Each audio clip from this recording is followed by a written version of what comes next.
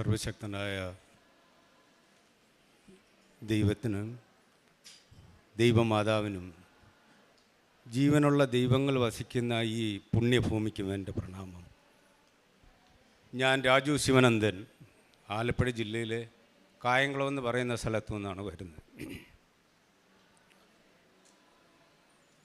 ഞാൻ merchant നേവിയിലെ security ഓഫീസറായിട്ടാണ് work ചെയ്യുന്നത്. Merchant നേവിയുടെ അവരുടെ സുരക്ഷാ വിഭാഗത്തിൻ്റെ ഒരു ടീം കമാൻഡറായിട്ടാണ് ഞാൻ വർക്ക് ചെയ്യുന്നത്. ഞാൻ കൃപാസനത്തിനെ പറ്റി കേട്ടറിവൊന്നും ഇല്ലായിരുന്നു. കേട്ടിട്ടുണ്ട്, പക്ഷേ അതിൻ്റെ മഹത്വത്തെ പറ്റിയുള്ള ഒരു അറിവുകളും എനിക്കില്ലായിരുന്നു.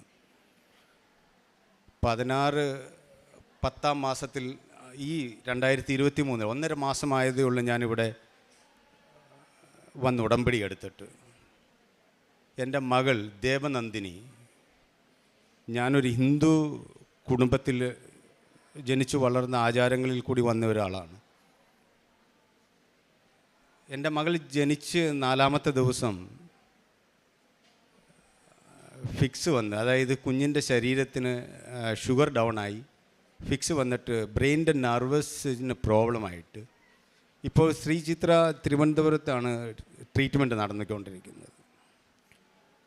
വൈദ്യശാസ്ത്രത്തിന് കൊടുക്കാൻ പറ്റുന്ന എല്ലാ മരുന്നുകളും കൊടുക്കുന്നുണ്ട്. കുഞ്ഞ് നടക്കും, ബാക്കി യാതൊരു ഒന്നും തന്നെയും പ്രവർത്തനം, അതായത് സംസാരശേഷിയില്ല, മറ്റ് ബുദ്ധിപരമായിട്ടുള്ള യാതൊരു കഴിവുകളും കുഞ്ഞിനില്ല. എല്ലാ കാര്യങ്ങൾക്കും ഞങ്ങൾ അച്ഛനും അമ്മയുടെയും മാതാപിതാക്കളുടെ ഒരു കാര്യങ്ങൾ വേണം. വിശന്നാൽ ഞങ്ങളുടെ കൈ പിടിച്ചു കൊണ്ടുവന്ന് കാണിക്കും ആ ഭക്ഷണം കൊടുക്കാൻ വേണ്ടി, അല്ലാതെ യാതൊന്നുമില്ല. ആ ഒരു കാര്യം. അപ്പം എൻ്റെ സുഹൃത്തുക്കൾ, എന്നെ സ്നേഹിക്കുന്ന എൻ്റെ നല്ല സുഹൃത്തുക്കളാണ് കൃപാസനത്തിൻ്റെ മഹത്വത്തെപ്പറ്റി, അമ്മയുടെ മഹത്വത്തെപ്പറ്റി എന്നോട് പറഞ്ഞത്. കാരണം വൈദ്യശാസ്ത്രത്തിന് കൊടുക്കാൻ പറ്റുന്നത് കൊടുത്തു. ഇപ്പം അത് ഞങ്ങൾക്ക് ബോധ്യമാണ്. കാരണം ഇനി നടക്കുന്നെങ്കിൽ ഒരു മിറാക്കിൾ നടക്കണം, കാരണത്തിൻ്റെ ദൈവത്തിൻ്റെ ഇടപെടൽ നടത്തണം. എന്നാൽ മാത്രമേ എൻ്റെ മോക്കൊരു രക്ഷയുള്ളതെന്ന് നമുക്ക് മനസ്സിലായി. അപ്പോഴാണ് എൻ്റെ സുഹൃത്തുക്കൾ പറഞ്ഞത്. അവരൊരു നിമിത്തമാണെന്ന് എനിക്കറിയാം. കാരണം ഈ പുണ്യഭൂമിയിൽ ഞാൻ വരണമെങ്കിൽ അത് വിളിക്കാതെ വരാൻ പറ്റില്ലെന്ന് എനിക്ക് നന്നായിട്ട് അറിയാം. വിളിച്ചിട്ട് തന്നെയാണ്, സമയം ഇപ്പോഴായിരിക്കും ആയത്. പക്ഷേ എൻ്റെ ഈ സാക്ഷ്യങ്ങൾ പറയുന്നതിന് മുന്നേ ഞാൻ ഞാൻ സ്നേഹിക്കുന്ന, ആരാധിക്കുവാണെന്ന് എനിക്കറിയില്ല. കാരണം ക്രിസ്തുവിനെ ഞാൻ ഒരുപാട് സ്നേഹിക്കുന്ന ഒരാളാണ്. ഞാൻ ക്ഷേത്രങ്ങളിൽ പോയി ഭജിക്കുമ്പോഴും ക്രിസ്തുദേവനെ എനിക്ക് ഒരുപാട് ഇഷ്ടമായിരുന്നു. കാരണം ക്രൂശിതമായ ആ രൂപം കാണുമ്പോൾ എനിക്ക് വല്ലാതെ വേദനിക്കുമായിരുന്നു. എൻ്റെ വല്ലാത്തൊരു വേദന തോന്നുമായിരുന്നു. കാരണം സ്നേഹിക്കാൻ മാത്രം അറിയാവുന്ന, സ്നേഹിക്കുന്ന ഒരാളിനെ ഇത്രയും ക്രൂരമായിട്ട് കിടക്കുന്ന ആ രൂപം കാണുമ്പോൾ മനസ്സിന് എന്തെന്നില്ലാത്ത ഒരു വേദനയുണ്ടാവും. ആ വേദനയിൽ കൂടിയായിരിക്കും അദ്ദേഹത്തിനോട് അടക്കാൻ പറ്റാത്ത ഒരു സ്നേഹമായി മാറി. കടലിൻ്റെ എൻ്റെ ഏകാന്തമായ ജീവിതത്തിൽ എനിക്കൊരു തുണയെന്ന് പറയാൻ, എൻ്റെ ഒരു കൂട്ടുകാരനെ പോലായി. കാരണം എന്ന് വെച്ചാൽ ഞാൻ ഒറ്റയ്ക്കൊക്കെ നിൽക്കുമ്പോൾ അങ്ങനെ ശൂന്യതയിൽ നോക്കി ഞാൻ സംസാരിക്കാൻ തുടങ്ങി. ചില സമയത്ത് ഞാൻ സ്വയം ചിന്തിക്കാറുണ്ട്, എനിക്കെന്തെങ്കിലും സൈക്കോളജിക്കൽ പ്രോബ്ലം ആയോ കാരണം. പക്ഷേ പിന്നീട് ആ ചിന്തിക്കുമ്പോഴും ഞാൻ ഓർത്ത്, ഞാൻ സംസാരിക്കുന്നത് ക്രിസ്തുവിനെ പറ്റിയാണ്. അദ്ദേഹത്തിനോടാണ് സംസാരിക്കുന്നത്. എൻ്റെ ദുഃഖങ്ങളുണ്ടായാലും എന്തൊക്കെ ഉണ്ടായാലും ഞാനങ്ങനെ ശൂന്യതയിൽ നോക്കി സംസാരിക്കാൻ തുടങ്ങി. 3 വർഷത്തിന് മുന്നെയാണ് ഈ എൻ്റെ ആക്സിഡൻറ്റ് നടക്കുന്നത്. ഞങ്ങൾ യമൻ എന്ന് പറയുന്ന രാജ്യത്തെ ഏതൻ പോർട്ടിൽ നിന്നിട്ട് സൗത്ത് ആഫ്രിക്കയിലെ റിച്ചാർഡ്സ് ബേ എന്ന് പറയുന്ന സ്ഥലത്തേക്കുള്ള യാത്രയിലായിരുന്നു ഞാൻ ഉൾപ്പെടുന്ന. ഞങ്ങൾ 3 പേര് ഇന്ത്യക്കാരാണ്, ബാക്കിയെല്ലാം മറ്റുള്ള രാജ്യക്കാരാണ്. ക്യാപ്റ്റൻ റഷ്യക്കാരനാണ്. അപ്പം മൺസൂണിൻ്റെ ടൈമാണ്. ഷിപ്പ് വെളിയിലോട്ട് ഇറങ്ങിയപ്പോഴേ തന്നെ കടലിൻ്റെ രുദ്രഭാവം കണ്ടപ്പോഴേ നമുക്ക് മനസ്സിലായി തീക്ഷ്ണമായ, കാരണം മൺസൂൺ ജൂൺ ജൂലൈ ഓഗസ്റ്റ് ഈ സമയങ്ങളിലെന്ന് പറഞ്ഞാൽ ഇന്ത്യൻ മഹാസമുദ്രവും അതിന് ഇതരപ്പെട്ട മറ്റെല്ലാ സമുദ്രങ്ങളും വളരെ റഫായിട്ടുള്ള സമയമാണ്. ഏകദേശം വളരെ കഠിനമായ യാത്രയാണ്. പക്ഷേങ്കിൽ ഏതാനും ദിവസങ്ങൾ കഴിഞ്ഞിട്ട് ഞങ്ങൾ ചെന്ന് പെട്ടത് അൺപ്രഡിക്റ്റബിൾ, അതായത് ആ പെട്ടെന്നുണ്ടായ ഒരു ചക്രവാത ചുഴിയുടെ വക്കിലാണ്. ഒന്നാമത്തെ കാര്യം, ലോഡുകൂടി ഇല്ലാത്തതിൻ്റെ പേരിൽ ഈ ഷിപ്പിൻ്റെ കണ്ടീഷൻ, അതായത് ബാലൻസ് കണ്ടീഷൻ വല്ലാത്ത ഒരവസ്ഥയിലാണ്. നിമിഷം നേരം കൊണ്ട് അന്തരീക്ഷം എന്ന് പറഞ്ഞാൽ അതിതീക്ഷ്ണമായ രീതിയിലുള്ള കൊടുങ്കാറ്റും തിര നമുക്ക് പ്രവചിക്കാൻ പറ്റാതെ, കാരണം എന്ന് വെച്ചാൽ ഇത്രയും പരിചയമുള്ളവരുടെ പോലും ഉള്ളിൽ കിടുങ്ങുന്ന രീതിയിലുള്ള തിരകളാണ് നടുക്കടൽ. ആയിരക്കണക്കിന് കിലോമീറ്ററിൻ്റെ ഉൾക്കടലിലാണ്. ഞാൻ അവിടെ ഉൾപ്പെടെയുള്ള 23 ആൾക്കാരാണ്. കുറേ സമയം കഴിഞ്ഞ് ആ തിരയും അതിനെയും അതിജീവിച്ച് മുന്നോട്ട് പോകുന്ന സമയത്താണ് ഈ ഷിപ്പിൻ്റെ ഇഞ്ചൻ നിലച്ചത്. കാരണമെന്ന് വെച്ചാൽ അതിന് തള്ളാൻ പറ്റുന്ന രീതിയിലാണ് തെക്കോട്ട് അത് ഞങ്ങൾ സൗത്തിലേക്ക് പോവുകയാണ്. ഈ വരുന്നത് south west wind and waves ആണ്. അപ്പോൾ അതിനെ അതിജീവിച്ചു കൊണ്ടുപോകാൻ പറ്റുന്ന ഒരു രീതിയിലുള്ള ഒരു കഴിവ് ഒരു പക്ഷേ ആ ഷിപ്പിൻ്റെ എൻജിൻ ആ സമയത്ത് ഇല്ലാത്തത് കൊണ്ടായിരിക്കും എൻജിൻ നിലച്ച്. എൻജിൻ നിലയ്ക്കുക എന്ന് പറഞ്ഞു കഴിഞ്ഞാൽ കാറ്റത്ത് ഈ കയറ് പൊട്ടിയ പട്ടം പോലായി, ഒരു പിടുത്തവും ഇല്ല. പിന്നെ പാട്ടയ്ക്കകത്ത് കല്ല് കടന്ന് കുലുങ്ങുന്ന ഒരവസ്ഥയായി. 23 പേര് ജീവനും മരണത്തിനെയും ഉള്ള ഒരു പുറപ്പാടായി. അപ്പം എന്ത് ചെയ്യണമെന്നറിയാൻ വയ്യാത്തൊരവസ്ഥയാണ്. എല്ലാവരും പ്രാർത്ഥിക്കുന്നുണ്ട്. ഞാനും അദ്ദേഹത്തിനോട് പ്രാർത്ഥിച്ച്, ദേവാ എന്തായി നടക്കുന്നത്, എങ്ങനെങ്കിലും ഇവിടുന്ന് ഞങ്ങളെ രക്ഷിക്കണം. പറഞ്ഞ് തീർന്നതുമല്ല, ഷിപ്പ് മറിഞ്ഞത് ഞങ്ങൾക്ക് ഓർമ്മയുണ്ട്. അത് വെള്ളത്തിൻ്റെ അടിയിലാണോ അതോ മുകളിലാണെന്നൊന്നും അറിയാൻ വയ്യ. കാരണം എന്ന് വെച്ചാൽ ആ സംഭവം നടക്കുമ്പം ഇരുട്ടായി. പക്ഷേ ഇത് ഡേ ടൈമിലാണ് ഈ മറിയുന്നത്. പക്ഷെ അന്നേരം ഇരുട്ടായപ്പോൾ നമുക്ക് മനസ്സിലായി അണ്ടർ വാട്ടർ, നമ്മൾ വെള്ളത്തിൻ്റെ അടിയിലാണെന്ന്. ഒറ്റ വാക്ക് മാത്രം പറഞ്ഞത് എനിക്ക് ഓർമ്മയുണ്ട്, നാഥാ ഞാൻ പോകുകയാണ്. ആ ഒരു വാക്ക് പറഞ്ഞ് ഏതാണ്ട് സെക്കൻഡുകളുടെ വ്യത്യാസത്തിൽ, ഒരിക്കലും നമുക്കറിയാം തിരിച്ചൊരു തിരയടിച്ചെങ്കിൽ മാത്രമേ ഷിപ്പിൻ്റെ അതിൻ്റെ ആ സ്റ്റേബിൾ കണ്ടീഷനിലേക്ക് വരൂ. പക്ഷെ പിന്നെ നോക്കുമ്പം ആകാശം കാണാം. അപ്പോൾ എന്തോ രക്ഷപ്പെട്ടു, ദൈവമേ, ദൈവത്തിന് സ്തുതി. അങ്ങനെ ഞങ്ങൾ 1.5 ദിവസം ആ അഗാധമായ കടലിൽ ജീവനെ മരണത്തിൻ്റെ ഇടയിൽ കഴിച്ചുകൂട്ടി.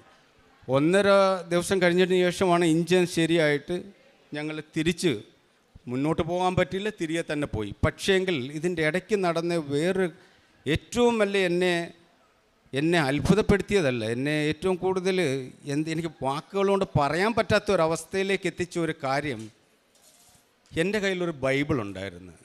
ബൈബിൾ തന്നത് എൻ്റെ ഒരു സുഹൃത്താണ്. ഞാനത് വായിച്ചു നോക്കി, ഇപ്പോൾ ഒന്നും പിടികിട്ടുന്നില്ല, എനിക്കൊന്നും മനസ്സിലാകുന്നില്ല. കാരണം എന്ന് വെച്ചാൽ അതിനകത്ത് പുതിയ വാക്കുകളാണ്, ആളുകളുടെ പേരായാലും സ്ഥലങ്ങളുടെ പേരായാലും ഒന്നും മനസ്സിലാകുന്നില്ല. അപ്പോൾ ഞാൻ പുള്ളിയോട് ഒരിക്കലും പറഞ്ഞത് വായിച്ചിട്ട് കൂടുതൽ മനസ്സിലാകുന്നില്ല, ഏകദേശമൊക്കെ കുറച്ചൊക്കെ പിടികിട്ടി. അപ്പോൾ എന്നോട് അദ്ദേഹം പറഞ്ഞത്, അതിനകത്ത് സങ്കീർത്തനം എന്ന് പറയുന്ന ഒരു കാര്യമുണ്ട്, അത് എടുത്ത് വെച്ച് വായിക്കുക, സമയം കിട്ടുമ്പോൾ അന്ന് വായിക്കാൻ തുടങ്ങാമെന്ന് പറഞ്ഞു. അപ്പം ഞാൻ എൻ്റെ റൂമിൽ ഞാൻ കുളിച്ച് വന്നു കഴിഞ്ഞാൽ ഷിപ്പിൽ അതൊരു ദിനചര്യമായി. ഞാൻ സങ്കീർത്തനം 1 മുതൽ അവസാനം വരെ വായിക്കും, വീണ്ടും സങ്കീർത്തനം വായിക്കും, അതങ്ങനെ പോയിക്കൊണ്ടേ ഇരിക്കുകയാണ്. അപ്പോൾ ആ ബൈബിൾ എൻ്റെ കയ്യിലുണ്ട്. ഈ ഇൻസിഡൻറ്റ് നടന്ന് അപ്പോഴും ഞങ്ങൾ കപ്പൽ ശരിയായിട്ടില്ല, ഈ വെള്ളത്തിൻ്റെ അടിയിലാണോ മുകളിലാണോ എന്നറിയാൻ ഇരുട്ടാണ്. നമ്മൾ തിരികെ വന്ന് കഴിഞ്ഞപ്പോഴേ തന്നെ അവിടെ അലാറമായി. കാരണം എന്ന് വെച്ചാൽ ലൈഫ് ജാക്കറ്റ് ഇടണം. കാരണം എന്ന് വെച്ചാൽ നമുക്ക് തകർന്നാലും എങ്ങനെങ്കിലും പിടിച്ച് നിൽക്കാനൊന്നും പറ്റത്തില്ല. കാരണം അഗാധമായ തിരയും കടലും വീണ് കഴിഞ്ഞാൽ അപ്പോഴേ പോവും. പക്ഷെ ഞാൻ റൂമിലെത്തി ഞാൻ ആ ബൈബിൾ എടുത്ത് തുറന്ന് നോക്കി, എന്താണെന്നൊന്നും അറിയുമ്പോൾ ഞാൻ ബൈബിളൊന്ന് തുറന്ന് നോക്കി ആ ഒരു വാക്കാണ് എന്നെ സത്യത്തിന് ഇന്നിവിടെ നിർത്തിയത്. കാരണം എന്താണെന്ന് വെച്ചാൽ, അത്യുന്നതൻ ആകാശത്തിൽ നിന്ന്, അതായത് ഉയരത്തിൽ നിന്ന് കൈ തന്ന് പെരുവെള്ളത്തിൽ നിന്ന് എന്നെ പിടിച്ചുയർത്തി. വല്ലാതെ, കാരണം എന്ന് വെച്ചാൽ ആ സമയത്ത് ഞാൻ ഈശ്വരനെ അതായത് ക്രിസ്തുവിനെ ഞാൻ സ്നേഹിക്കുകയാണ്. ആരാധിച്ചിട്ടുണ്ടോയെന്നൊന്നും എനിക്കറിയില്ല, സ്നേഹം എൻ്റെ ഉണ്ട്.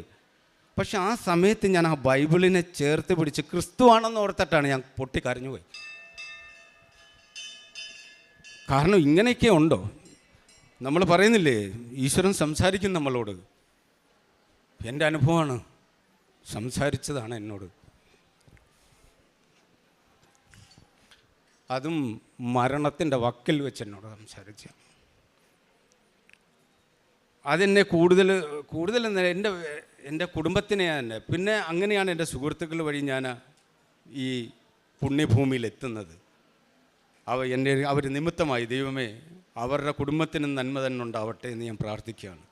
അങ്ങനെ ഇവിടെ വന്ന് ഞാൻ 16/10/2023 ഞാൻ ഉടമ്പടി എടുത്ത് അന്ന് വൈകിട്ട് വീട്ടിലെത്തി. ഞങ്ങൾ മെഴുകുതിരി കത്തിച്ച് പ്രാർത്ഥിച്ച്. മറ്റ് പ്രാർത്ഥനാ രീതികളോ കാര്യങ്ങളോ ഒന്നും അറിയില്ല. എൻ്റെ വൈഫിനാണെങ്കിൽ എൻ്റെ ഭാര്യയ്ക്കാണെങ്കിൽ ഒട്ടും തന്നെ അറിയില്ല. അപ്പം ഞാൻ അയാളോട് പറഞ്ഞ് പ്രാർത്ഥിക്കുക, പുസ്തകത്തിനകത്ത് ചൊല്ലുക, അതെല്ലാം ചൊല്ലുക. പിന്നെ എന്തെങ്കിലും വിഷമങ്ങളോ സന്തോഷങ്ങളോ ഒക്കെ ഉണ്ടെങ്കിൽ ഒരു ഈശ്വരനോട് പറയുമ്പോൾ നമുക്കൊരു പേടി ഉണ്ടാവുമല്ലോ, അതൊന്നും വേണ്ട. സ്വന്തം അമ്മയോട് സംസാരിക്കുന്ന പോലെ സംസാരിക്കുക. കാരണം എന്ന് വെച്ചാൽ ദൈവമാതാവിനോട് ആ രീതിയിൽ ഇടപെട്ടാൽ മതി, അതായിരിക്കും നമുക്ക് നല്ലതെന്ന് പറഞ്ഞു. കാരണം പ്രാർത്ഥനയുടെ രീതി അറിയില്ലല്ലോ, അപ്പോൾ അതായിരിക്കും നല്ലതെന്ന് പറഞ്ഞു. അപ്പം അങ്ങനെ ഞങ്ങൾ പ്രാർത്ഥിച്ച് എൻ്റെ മകളുടെ ആ പുണ്യ തൈലം, അപ്പോൾ എൻ്റെ മകളുടെ കയ്യിൽ ഇവിടെ മുഴ പോലെ ഉണ്ടായിരുന്നു. മുഴയെന്ന് പറഞ്ഞാൽ തഴമ്പ് പോലെ കുഞ്ഞിൻ്റെ കയ്യിലുള്ളതാണ്. കുഞ്ഞ് ഒന്നാമത്തെ കാര്യം ഡിസബിൾഡാണ്, ഓടി നടക്കുമെങ്കിലും സംസാരശേഷിയോ ബുദ്ധിപരമായിട്ടുള്ള ഒരു വികാസമോ ഒന്നും തന്നെയില്ല.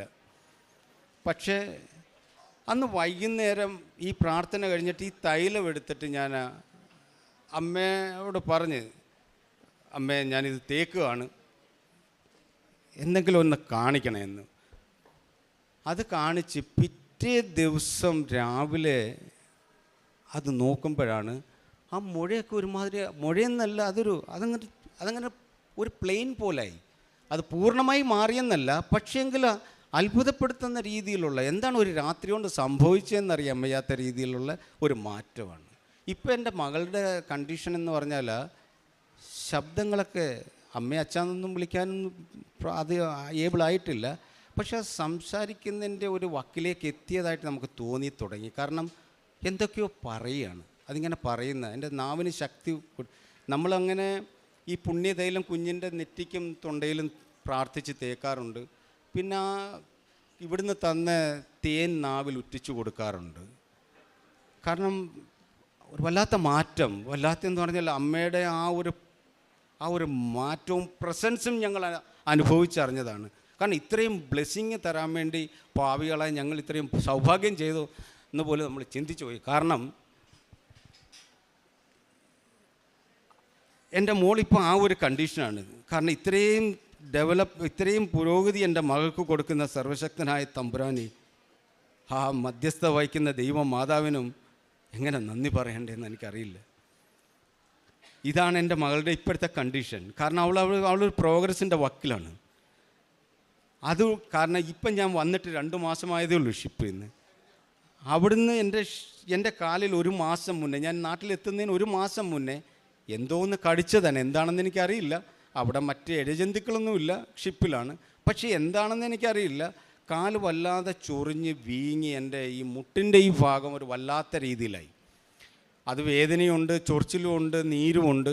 പക്ഷെ ഞാൻ എൻ്റെ അസ്വസ്ഥതയൊന്നും കണക്കാക്കാതാണ് കുഞ്ഞിനെയും കൊണ്ട് ഞാൻ ഇവിടെ വന്നതും ഈ കാര്യങ്ങളൊക്കെ ചെയ്തതും. അപ്പോൾ കുഞ്ഞിന് തേച്ച പോലെ തന്നെ ഞാൻ എൻ്റെ ആ കാലിലും തേച്ചു. കാരണം എന്ന് വെച്ചാൽ ഡോക്ടറെ കാണണം. അപ്പം വൈഫ് എന്നോട് പറഞ്ഞു, പോയി ഡോക്ടറെ കാണണം, ഇത് വെച്ചുകൊണ്ടിരിക്കരുത്, കൂടി വരുവാണെന്ന് പറഞ്ഞു. ഞാൻ അന്ന് വൈകിട്ട് കുഞ്ഞിൻ്റെ കയ്യിൽ തേച്ച പോലെ തന്നെ എൻ്റെ കയ്യിലും തേച്ചു. എൻ്റെ കയ്യെ തേച്ച്, എൻ്റെ കാലേ തേച്ച് രാവിലെ ആയപ്പോൾ ഞാൻ ആ കുഞ്ഞിൻ്റെ കൈ ശ്രദ്ധിക്കുന്നതിനെക്കാട്ടി മുന്നേ ഞാൻ എൻ്റെ കാലായിരുന്നു നോക്കിയത്. ഞാനിപ്പോൾ എങ്ങനെയാണോ അതേപോലെ തന്നെയാണ് അന്ന് രാവിലെ. എന്ത് മിറാക്കിളാണ് സംഭവിച്ചത്. കാരണം എന്ന് വെച്ചാൽ ഒറ്റ രാത്രി കൊണ്ട് എന്താണ് സംഭവിച്ചത്. ഞാൻ വൈഫിനോട് പറഞ്ഞ് എന്തൊക്കെയോ സംഭവിക്കുന്നുണ്ട്. അപ്പോൾ അമ്മയുടെ ഒരു പ്രസൻസ് ഉണ്ട്, നമുക്ക് ഒരു അനുഗ്രഹമുണ്ട്. അതില്ലെങ്കിൽ ഇങ്ങനെ വരില്ലല്ലോ. കാരണം കുഞ്ഞിൻ്റെ ഉണ്ട് എൻ്റെയും വന്ന്.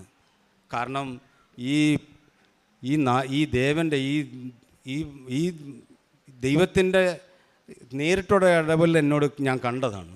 കാരണം 23 പേരെ അഗാധമായ കടലിൽ നിന്നും സുരക്ഷിതമായ കരയിലെത്തിച്ചവന്.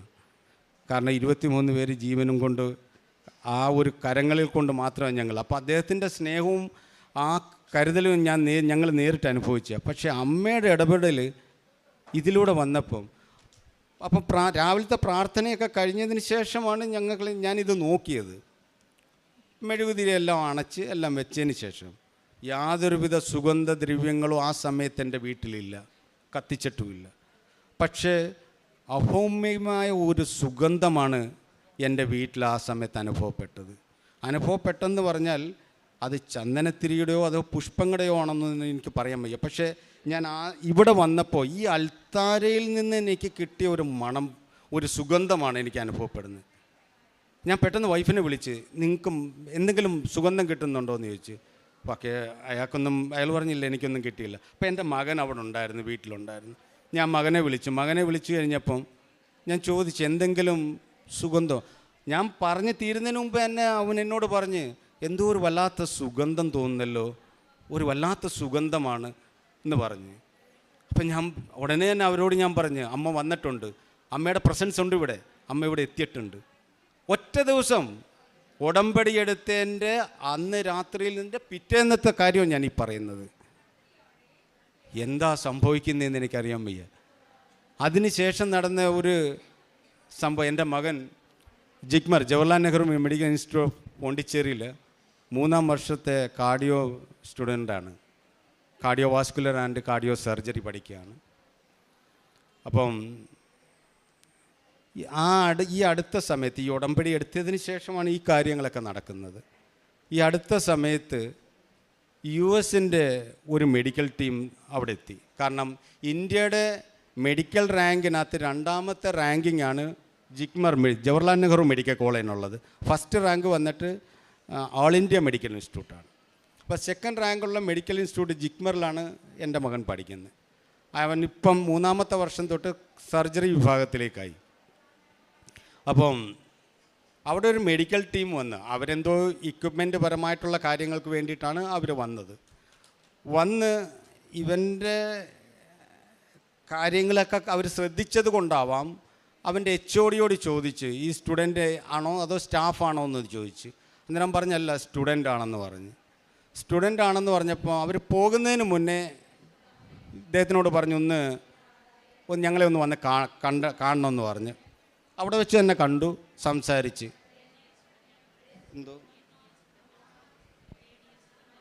അതെ, 3rd ഇയർ സ്റ്റുഡൻ്റാണ്. അതായത് 3rd ഇയർ സ്റ്റുഡൻ്റ്, പഠിച്ച് പൂർത്തിയൊന്നും ആയില്ല, 3ാമത്തെ വർഷത്തിൻ്റെ എക്സാം പോലും ആയിട്ടില്ല. അപ്പം അവർ പറഞ്ഞു, വന്ന് ഞങ്ങളെ കാണണമെന്ന് പറഞ്ഞ് കണ്ടവർ സംസാരിച്ച്. അത് കഴിഞ്ഞതിന് ശേഷം ഒരാഴ്ചയ്ക്ക് ശേഷം ഒരു ഫോൺ കോളും അവന് വന്ന്, അവൻ്റെ ഈ വന്നതിനകത്ത് ഒരാളാണ് ഫോൺ വിളിച്ചത്, നിങ്ങൾ സൂം ഇൻ്റർവ്യൂവിന് റെഡിയാണെങ്കിൽ US-ൻ്റെ ഇന്ത്യയിലുള്ള ഹെഡ് നിങ്ങളോടൊന്ന് സംസാരിക്കാൻ ആഗ്രഹിക്കുന്നെന്നും പറഞ്ഞിട്ട്. അവൻ പറഞ്ഞ് റെഡിയാണ്. അങ്ങനെ സൂം ഇൻ്റർവ്യൂ അദ്ദേഹം ചെയ്തിട്ട് ചോദിച്ചൊരു കാര്യം ഇത് മാത്രമാണ്, നിങ്ങളുടെ എക്സാം കഴിഞ്ഞതിന് ശേഷം ലോങ് ലീവ് എടുക്കുമോ അതോ ഞങ്ങളുടെ കമ്പനിയിൽ ജോയിൻ ചെയ്യുമോ എന്ന്. എന്താ ഈശ്വരൻ്റെ കൃപാകടാക്ഷം. കാരണം അവൻ പറയുന്നത് ജിഗ്മർ മെഡിക്കൽ കോളേജിൻ്റെ ചരിത്രത്തിൽ ആദ്യമായിട്ടാണ് ഒരു മെഡിക്കൽ സ്റ്റുഡൻറ്റിന് ആ എക്സാം കഴിയുന്നതിന് മുന്നേ ഒരു ജോബ് ഓഫർ ഇങ്ങനൊരു വലിയ മൾട്ടിനാഷണൽ US കമ്പനിയിൽ പോലുള്ള ഒരു കമ്പനിയിൽ നിന്ന് കിട്ടുന്നത്. ഇത് ദൈവത്തിൻ്റെ നേരിട്ടുള്ള ഇടപെടലല്ലാതെ എന്താ പറയാൻ പറ്റുന്നത്? കാരണം എന്ന് വെച്ചാൽ ഈ ക്യാമ്പസ് സെലക്ഷൻ എന്നൊക്കെ പറഞ്ഞു കഴിഞ്ഞാൽ മെഡിക്കൽ സ്റ്റുഡൻറ്റിനില്ല, അത് ഈ എഞ്ചിനീയറിംഗ് സ്റ്റുഡൻറ്റും IT സ്റ്റുഡൻറ്റിനും ഒക്കെ മാത്രമേ ഉള്ളൂ. മെഡിക്കൽ സ്റ്റുഡൻറ്റിന് ഒരിക്കലും ക്യാമ്പസ് സെലക്ഷൻ ഇല്ലാത്തതാണ്. അപ്പം ഈ 1.5 മാസം കൊണ്ട് ഞങ്ങൾക്ക് സംഭവിച്ച അത്ഭുതങ്ങളാണ്. പക്ഷെ ഒരു കാര്യം വ്യക്തമാണ് കേട്ടോ, ദൈവമേ, നമ്മളൊക്കെ ഭാഗ്യം ചെയ്തവരാണ്. എന്താണെന്ന് അറിയാമോ? നമ്മൾ കറക്റ്റ് വന്ന് ശരണം പ്രാപിച്ചേക്കുന്ന യഥാർത്ഥ സ്ഥാനത്താണെന്ന് ഒരു ഹിന്ദുവായ എനിക്ക് തോന്നിയിട്ടുണ്ട്. കാരണം എന്ന് വെച്ചാൽ ഈ ഭൂമിയിൽ വന്ന് ഞാൻ കാല് ചവിട്ടിയപ്പോൾ എന്താണെന്ന് വെച്ചാൽ, നമ്മൾ മകവഴിഞ്ഞ് പ്രാർത്ഥിച്ചാൽ കൂടെ വരുമെന്ന് ഇവിടുന്ന് ഞാൻ പറഞ്ഞു കേട്ടത്. പക്ഷേ അത് സത്യമാണത്. നമ്മൾ നമ്മൾ ഭാഗ്യം ചെയ്തവരാക്കാം, എന്നാലേ നമ്മൾ ഈ ഭൂമിയിൽ വന്ന് ചവിട്ടിയതിട്ടുള്ളൂ. ദൈവമേ, ഈ ഇരിക്കുന്ന സർവർക്കും, നിന്നെ ആരാധിക്കുന്ന സർവർക്കും എല്ലാ സൗഭാഗ്യങ്ങളും ഉണ്ടാകട്ടെ, അവർക്ക് നന്മ ഉണ്ടാകട്ടെ. എന്നെ ഈ പുണ്യഭൂമിയിൽ എത്തിച്ച നല്ലവരായ എൻ്റെ സുഹൃത്തുക്കൾക്കും അവർക്കും അവരുടെ കുടുംബങ്ങൾക്കും നന്മയും കരുണയും ഉണ്ടാകട്ടെ, അനുഗ്രഹം ഉണ്ടാകട്ടെ. യേശുദേവൻ്റെയും ഈ പരിശുദ്ധ ദൈവമാതാവിനും എൻ്റെ ശതകോടി പ്രണാമം. എത്ര നന്ദി പറഞ്ഞാലും തീരില്ല. ഒറ്റ കാര്യം മാത്രമേ എനിക്ക് പറയാനുള്ളൂ. ഇനിയൊരു ജന്മം കിട്ടുവാണെങ്കിലും ഇതുപോലെ ദേവ നിന്നെ സ്നേഹിക്കാൻ മാത്രമുള്ളൊരു ഇങ്ങനൊരു ഹൃദയമായിട്ട് എന്നെ ജനിപ്പിച്ചാൽ മതി. അതായിരിക്കും നല്ലത്. കാരണം എന്ന് വെച്ചാൽ സ്നേഹത്തിൻ്റെയും വാത്സല്യം വളരെ ഇപ്പം ഞാൻ എന്തെങ്കിലും കാര്യങ്ങളൊക്കെ കേൾക്കുമ്പം പെട്ടെന്ന് റിയാക്ട് ചെയ്യുന്ന ആളായിരുന്നു. പക്ഷേ ഇപ്പോൾ അതൊന്നുമില്ല. വളരെ ശാന്തമായിട്ടുള്ള എല്ലാവരോടും ഒരു കരുണാർദ്രമായ മനസ്സ് പോലെയാണ് തോന്നുന്നത്. പിന്നെ ഇവിടുത്തെ പത്രം എനിക്ക് അന്ന് ഞാൻ കൊണ്ടുപോയി. പത്രം ഞാൻ ചോദിച്ചു 1-2 പേരോട് എങ്ങനെയാണ്. അന്നേരം പറഞ്ഞ് ആർക്കാന്ന് വെച്ചാൽ വിതരണം ചെയ്യണമെന്ന് പറഞ്ഞു. അപ്പം മനസ്സിലൊരു അമ്മയോട് ഞാൻ പറഞ്ഞ് ഇത്ര മാത്രമേ ഉള്ളൂ, അമ്മേ ഇത് ഞാൻ കൊടുക്കുന്ന യഥാർത്ഥ കൈകളിൽ തന്നെ ആവാൻ അനുഗ്രഹിക്കണമെന്ന് ഞാൻ പ്രാർത്ഥിച്ചു. കാരണം എന്ന് വെച്ചാൽ ആരെങ്കിലും മേടിച്ച് എവിടെയെങ്കിലും വലിച്ചെറിഞ്ഞ് കളയരുതല്ലോ. അപ്പം ഞാൻ ഓർത്ത് ഇതിന് ഏറ്റവും നല്ല സ്ഥലം ഏതെങ്കിലും ഹോസ്പിറ്റലായിരിക്കും. അങ്ങനെ ഞാൻ എൻ്റെ വീടിന് 15 കിലോമീറ്റർ അപ്പുറമാണ്. അന്ന് ഞാൻ അവിടെ പോയി.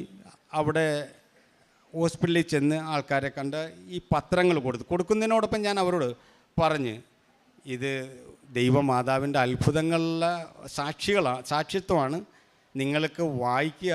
പക്ഷേ ഇത് വലിച്ചെറിയരുത്. നിങ്ങൾക്ക് വായിക്കുന്നെങ്കിൽ വളരെ നല്ല കാര്യം. അതല്ലെങ്കിൽ ഇത് നിങ്ങൾക്ക് വേണ്ട എങ്കിൽ സുരക്ഷിതമായ ഏതെങ്കിലും ഒരു സ്ഥലത്ത് വെച്ചേക്കണം. കാരണം എന്ന് വെച്ചാൽ മറ്റാർക്കെങ്കിലും കിട്ടുമല്ലോ, അല്ലാതെ വലിച്ചെറിയരുത്. അത് ഞാൻ കൊടുത്ത എല്ലാവരോടും പറഞ്ഞു. ലാസ്റ്റ് വന്നിട്ട് ഒരു പത്രം എൻ്റെ കയ്യിൽ ബാക്കിയായി. ഞാൻ ആശുപത്രിയിലാണ്, ആ സമയത്ത് ആശുപത്രിയിലാണ്. ആ പത്രവും കൊണ്ട് ഞാൻ കുറേ നടന്ന് ആ ഏരിയയിൽ അങ്ങനെ എൻ്റെ കണ്ണിൽ ആരും പെടുന്നില്ലായിരിക്കാം. പക്ഷേ എൻ്റെ അങ്ങനൊരു മുഖം എനിക്ക് കണ്ടില്ല. അപ്പം ഞാൻ ഒരു നിമിഷം ഞാൻ അവിടെ നിന്ന് പറഞ്ഞു, ദൈവമാതാവേ ഒരു പക്ഷേങ്കിൽ അമ്മയുടെ നിശ്ചയം വേറെ വല്ലതും ആയിരിക്കാം. ഞാൻ ആ പത്രം കൊണ്ട് തിരിച്ച് വീട്ടിൽ വന്നു. ഒരു പത്രം ബാക്കിയുണ്ടായിരുന്നു, അതും കൊണ്ട് ഞാൻ തിരിച്ച് വീട്ടിൽ വന്ന് പിറ്റേന്ന് രാവിലെ എന്നെ തേടി ഒരു സ്ത്രീ വന്ന് എൻ്റെ വീട്ടിൽ വന്നത്.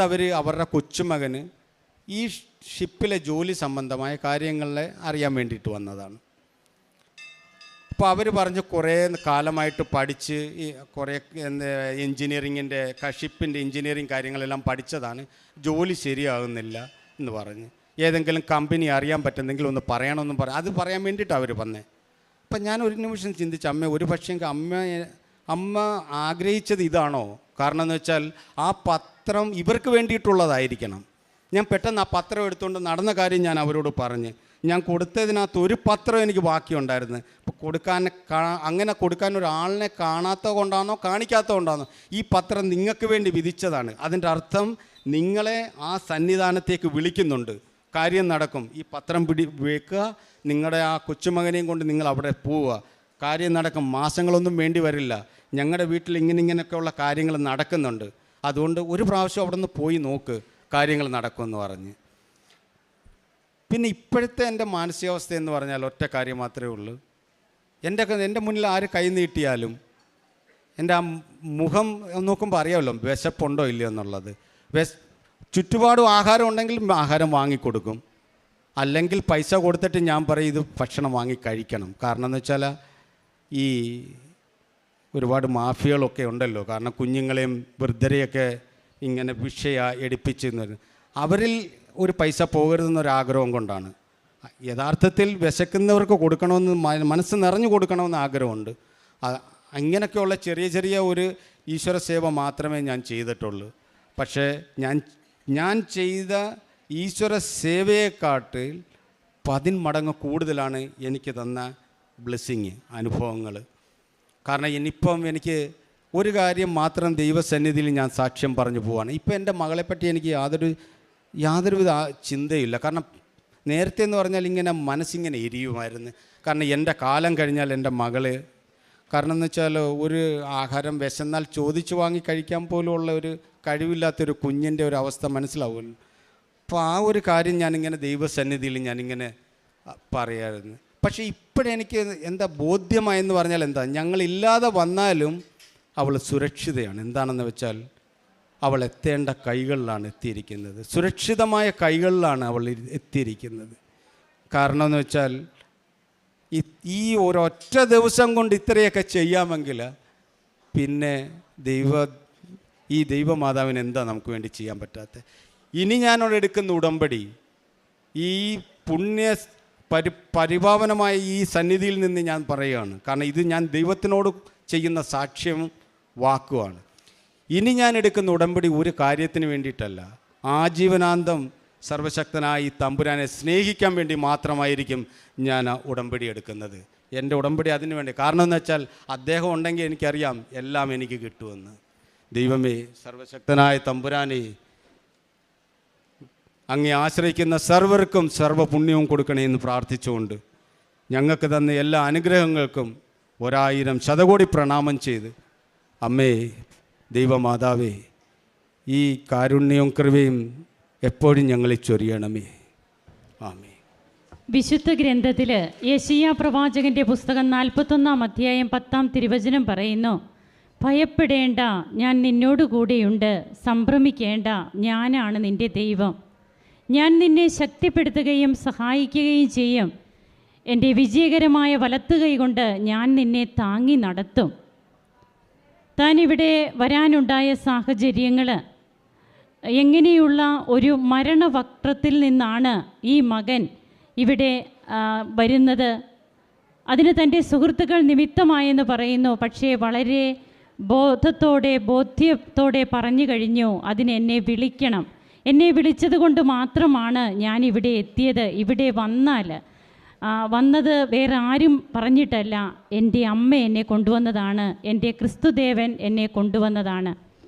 അപ്പോൾ തൻ്റെ യേശുനാഥനോടുള്ള തൻ്റെ അകമഴിഞ്ഞ സ്നേഹം, കുരിശ് കാണുമ്പോൾ തനിക്ക് അനുഭവപ്പെടുന്ന വേദന, ബൈബിള് ഈശോയെ കെട്ടിപ്പിടിക്കുന്നത് പോലെ ബൈബിളിനെ കെട്ടിപ്പിടിച്ച് കരഞ്ഞുകൊണ്ട് കിടന്ന രാത്രികൾ, ഒറ്റയ്ക്ക് ഷിപ്പിൽ ഏകാന്തനായിരിക്കുമ്പോൾ സംസാരിക്കുന്ന അവസ്ഥ, ഇതൊക്കെ തന്നെ കൊണ്ട് ചെയ്യിക്കുന്നത് ആരാണ്? ഒരു സത്യദൈവം മാത്രമാണ്.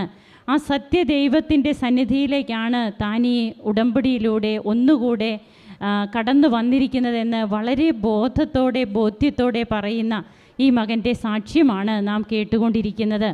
അങ്ങനെ തൻ്റെ മകളുടെ സംസാര ശേഷി, ഒന്നും പറയില്ലാത്ത കുഞ്ഞ് ഇപ്പോൾ അവ്യക്തമായിട്ട് വാക്കുകൾ പറയാൻ തുടങ്ങിയിരിക്കുന്നു. അതുപോലെ തൻ്റെ ശരീരത്തിൽ നിന്ന് വിഷാംശം മൂലമുണ്ടായ നീര്, അത് പൂർണ്ണമായും ഉടമ്പടി തൈലത്തിലൂടെ എങ്ങനെ സൗഖ്യപ്പെട്ടു. പിന്നീട് തൻ്റെ മകന് 5 വർഷത്തെ പഠനമാണ് cardio vascular and cardio surgery.